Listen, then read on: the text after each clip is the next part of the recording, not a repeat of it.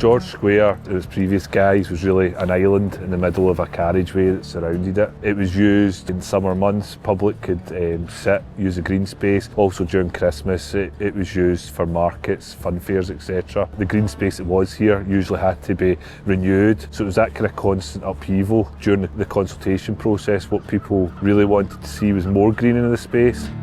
The people that will benefit, ultimately the citizens of Glasgow. It will address what they were asking through the consultation in terms of a place to congregate, a place to spend time, but also the economic benefits in terms of businesses being able to spill out further into the square potentially. So we're widening footways in the periphery, generates income in terms of from licensing, etc. Street cafes, people congregate. So it's really about increasing that population within the square. So if you make it more welcoming for people that live here as well, then you're only going to encourage that. We're really relying on modal shift as part of the avenues, so we're looking at people to move to walking and wheeling, and a big part of that is also the segregated cycling infrastructure that we're integrating not only within the square itself and the avenues in the periphery, but the wider scheme. What we'll see is then connections to the wider cycling network, so like South City Way, whereas there's always been that kind of blockage in the city centre, and this is really plugging the gap now. The city centre was split into regeneration frameworks, so 9 regen frameworks. City Deal funding then came along, roughly £120 million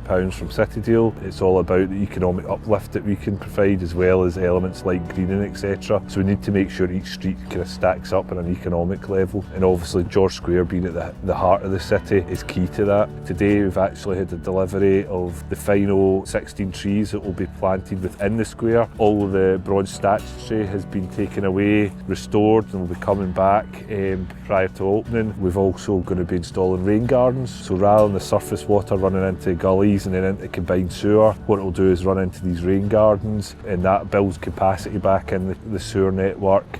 It also creates habitats for wildlife, etc., along with the trees. But with this being the civic heart of Glasgow, it was important that people were able to see as things change. There's a couple of potholes, people can see into the square, see what's happening. Because we've got the kind of expanse we have here, we're able to do this, and it allows us to do that kind of bigger reveal at the end as well. We've seen it in other schemes, Holland Street Avenue for example, the real impact that can have, what it will bring to the city in terms of attracting new business as well. This is the biggest change in a kind of lifetime, so it really will benefit the city.